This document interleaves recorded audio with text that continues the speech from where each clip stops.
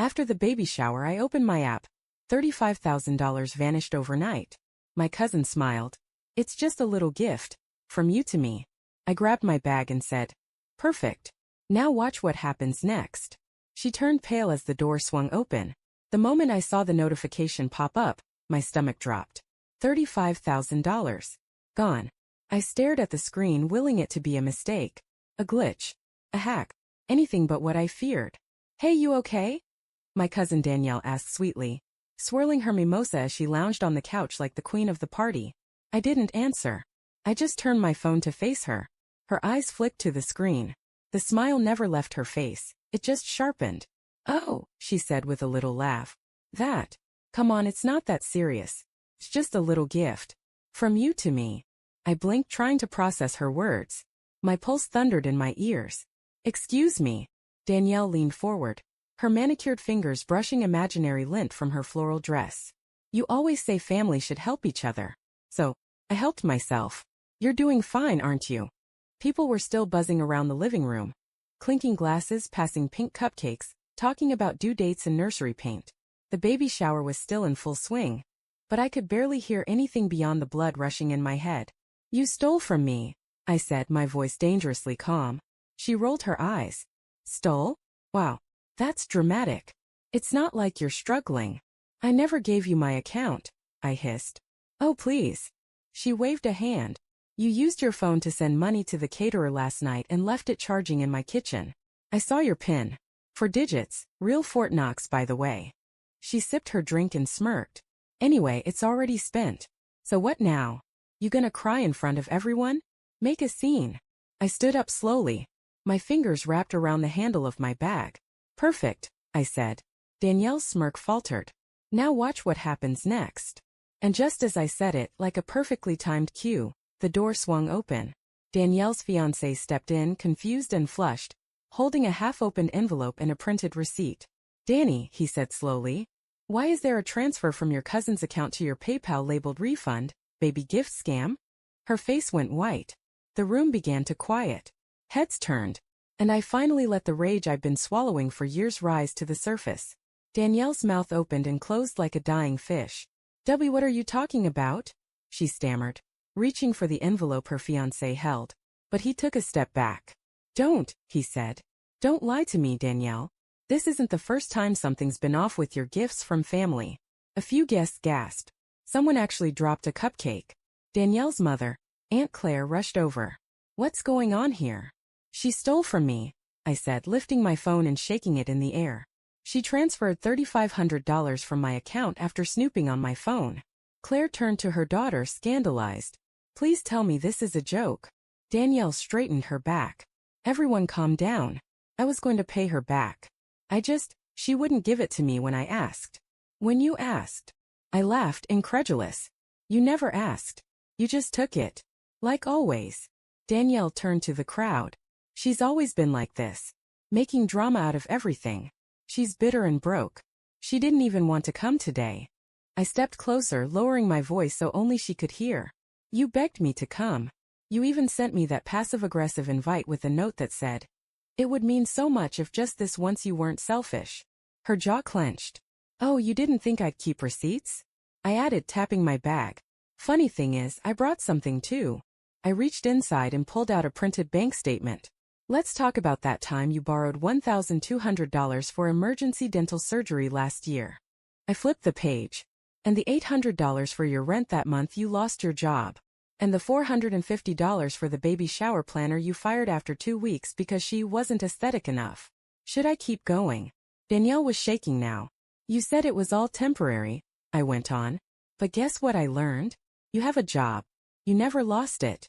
You just wanted a new couch. Whispers filled the room. Danielle's fiancé looked like someone had gut-punched him. You lied to me? About losing your job. I was going to surprise you, she mumbled, then turned to me, voice rising in desperation. Why are you doing this? Because I'm done being your bank. And you can't manipulate your way out of this one. She scoffed, trying to recover. It's not like you're some saint. You live alone. You don't have kids. You have no life. What else are you going to do with your money? Something inside me snapped. I stepped up onto the ottoman literally and raised my voice. You want to know what I was going to do with my money? Maybe save for a down payment. Maybe travel. Maybe not wake up every month wondering how much of my income you're going to drain next. Now everyone was silent. You know what's really funny? I added. I've helped Danielle with everything since we were teenagers. Clothes, bills, bail once if we're being honest. But it was never enough. Because when you keep giving to someone who only takes, they do not thank you, they just wonder why it was not more. Aunt Claire gasped. That's your cousin you're talking about. No, I said calmly.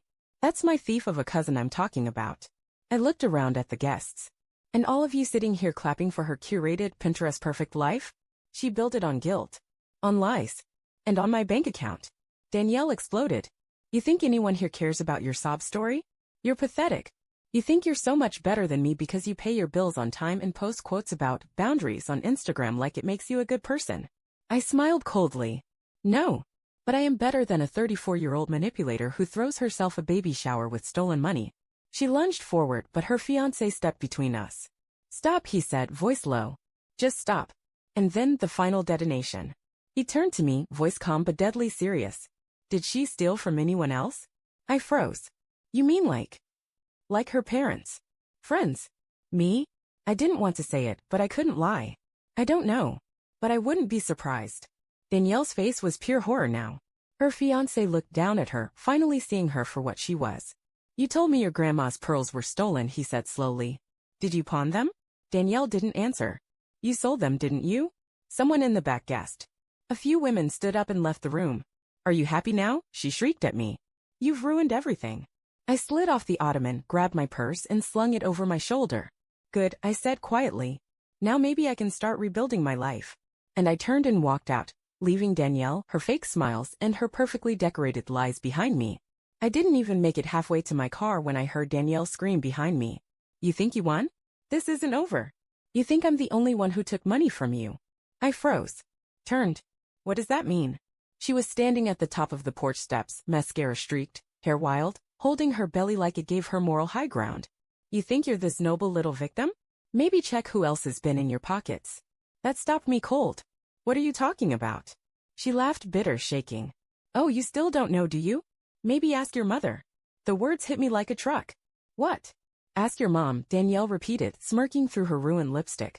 Ask her what happened to that inheritance from Grandpa you never saw. Ask her what really paid for their renovations. Something inside me cracked. I turned and got into my car, not to drive away, but to drive to my parents' house. It took 20 minutes to get there.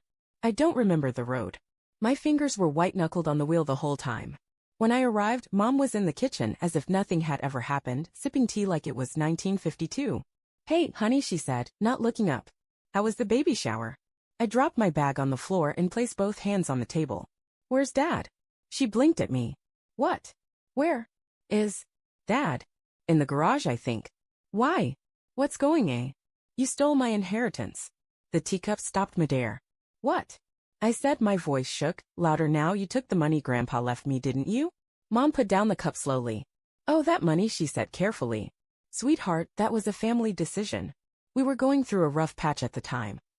You used my college fund to redo your bathroom and pay off Dad's credit card. You told me Grandpa didn't leave me anything. She didn't deny it. Instead, she folded her hands and gave me that look, the one she always used when I was a child, when she wanted me to shut up and behave. You didn't need it, she said finally. You had a good job. Danielle was struggling. Your father's heart meds were expensive. That money was mine. We are your family. No, I said coldly. You're a machine that eats and takes and feeds Danielle. And I was just another input. At that moment, Dad walked in from the garage. What's going on? I turned to him. You knew too, didn't you? He paused. His jaw flexed. We were trying to keep the family afloat. With my money? He didn't answer. I laughed, sharp, joyless. Wow. You all really got comfortable stealing from me, huh? We didn't steal, Mom snapped, suddenly sharp. You're being dramatic. You're not some victim here, you just didn't need it as much as the rest of us. I reached into my bag and pulled out a folder. I had kept every bank statement, every suspicious withdrawal I never authorized, every deposit that went missing. I dropped it on the table. You better hope this is all it is, I said. Because if I find out you forged anything else.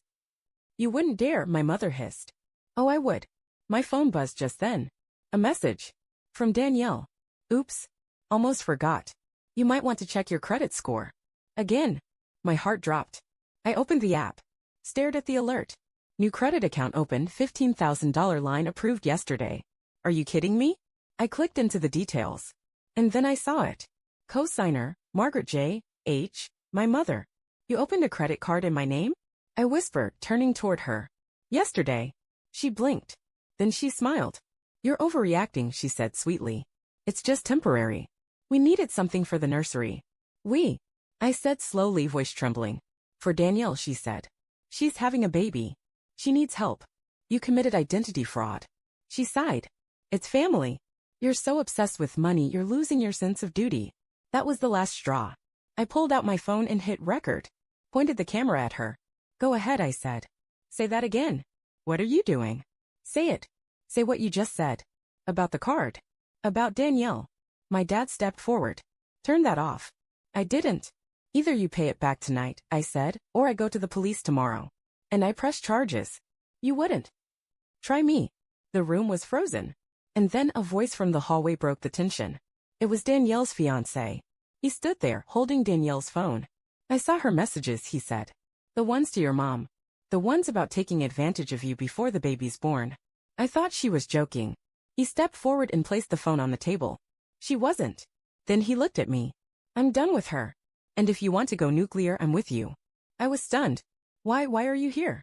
I followed Danielle home after the shower. She was drunk. Ranting. And when she passed out, I read her chats. All of them. She planned everything. He turned to my parents. She told you this baby is yours, didn't she? That you be the godparents, that you be involved forever. My mother said nothing. She was never going to pay you back, he said. She was just using all of you. And the baby. He hesitated. What about the baby? I asked. He swallowed. It's not mine. Danielle's ex-fiancé stood in my living room, holding her phone with that bombshell still ringing in the air. The baby's not mine. Silence. Thick and choking. What? My mother gasped, gripping the edge of the table. She betrayed me, he said plainly. I saw the messages. She was planning to move in with you, drain your daughter a bit more, and once the baby came, disappear. He looked at me then. I read all of it. The messages, the money requests, the plans. Danielle said, and I quote, she's too soft to fight back. I couldn't even speak. I had waited years for this moment. And now it was unraveling in real time, all the lies, the guilt, the manipulation. Mom jumped to her feet. We didn't know. She told us, you signed a credit card in my name, I snapped. That's a felony. Relax though. I won't send you to jail. She let out a breath of relief. Because I'm going to do something worse. Their faces paled. I hired a lawyer. And within 72 hours I filed a civil suit against Danielle and my own mother for fraud, theft, and unauthorized financial access. Danielle tried to reach me. Sent voice notes, crying emojis, long texts about, please, we're family, and I just panicked. Said it was a one-time mistake. I ignored it all. But my lawyer didn't. We subpoenaed Danielle's bank records. And what did we find? A brand new Chanel purse, $3,800. A deposit for a leased Tesla, $1,500. A VIP Mom-to-Be Club membership, $600. And $20,000 wired to a foreign account. She wasn't broke. She wasn't panicking. She was planning her escape. With my money. And when her lawyer received the lawsuit notice, Danielle lost it. First, she tried to pin it on my mom. Then her ex. Then even me, claiming my coldness, pushed her into desperation. That's when I sent my message through legal channels. Pay it back. Every cent. Or I press criminal charges. A week later, she wired me $8,117.49, bank and credit refund. $35,000 stolen from my card. $2,000 emotional damages. I didn't even need court. She folded the second she realized I wasn't scared anymore. My mom? She tried denial. Tried the old lines. We raised you. You owe us. We didn't mean harm. I gave her one option. She pays off the fraudulent credit line she opened in my name. She never asks me for money again. And if she violates that, I file criminal charges. She paid. No more manipulation. No more playing the poor victims. They were just exposed. And Danielle? A month later, she started quietly selling everything: the baby furniture, the bouncy seat, the changing table. Her lease was terminated. Her fiancé dumped her. Her parents refused to let her move back in. Because for the first time in my life, I refused to rescue my mother. And she had to face the daughter she made into a villain and now watched turn into a hurricane. I moved cities, took time off, started painting again. And for the first time in years, I wasn't checking my account in fear. I wasn't thinking about who needed something next. I was just living. And then 2 months later, I got a message from Danielle's ex-fiancé. Thank you. If you hadn't exposed her, I'd still be stuck in that lie. You saved me. I hope you're finally doing something just for you. I stared at the screen and smiled, because finally I was. I wish I could say the dust settled right away, that the day Danielle wired back my money, the clouds parted and my world healed. But that's not how it works. Healing isn't a straight line. It's a series of quiet, defiant choices. Some small, like ignoring a call I once would have answered out of guilt. Others bigger, like finally saying no to people who only ever called me when they needed something. But it started with one realization. I was never crazy. I was just being drained. For years I thought maybe I was the problem. Too cold. Too distant. Too protective of my time, my space, my boundaries. But now I know I wasn't broken. I was just being pulled apart by people who benefited from me doubting myself. Danielle. My mother. Even my father in his silence. They didn't love me for who I was. They loved me for what I could do for them. For what I could give them. I was the safety net. The fixer. The quiet bank account no one ever thanked. And now? I've closed the vault. I live in a new city now. My apartment is smaller, but it's mine. The light comes in strong every morning through tall windows, and there's a corner where I paint, something I stopped doing years ago because I didn't have time. Translation, because Danielle always had another crisis. I've joined a book club. Started cooking again. Went on a date with a guy who didn't ask what I do for a living, but what I love to do.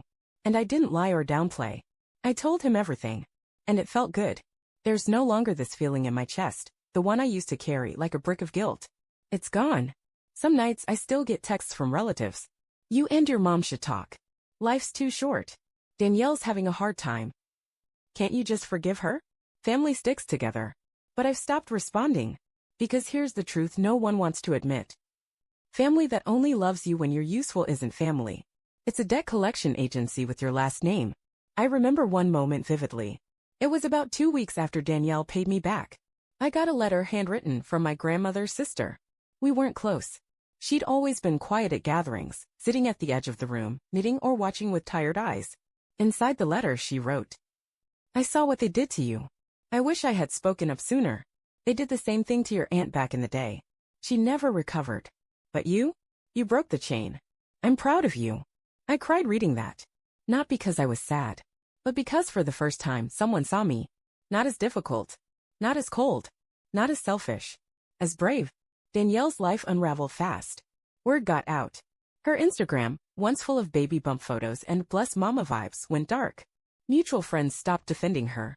Her name dropped from group chats. She moved in with someone new last I heard. But I don't hate her.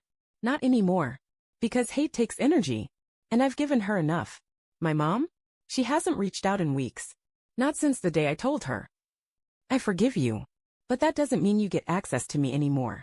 Forgiveness isn't reconciliation. It's not an invitation to walk back and like nothing happened. It's me saying I let it go, but I also let you go. And I'm okay with that. You know what surprised me the most? How peaceful life feels when you're not constantly being pulled in 10 directions. How light your chest is when you're not calculating how to help people who wouldn't blink before ruining your credit score. How freeing it is to look at your phone and not brace for a crisis. I spent years thinking that loving family meant losing myself. That I was supposed to endure. Be the strong one. The helpful one. The one who never said no. But now? Now I'm the one who walks away without explanation.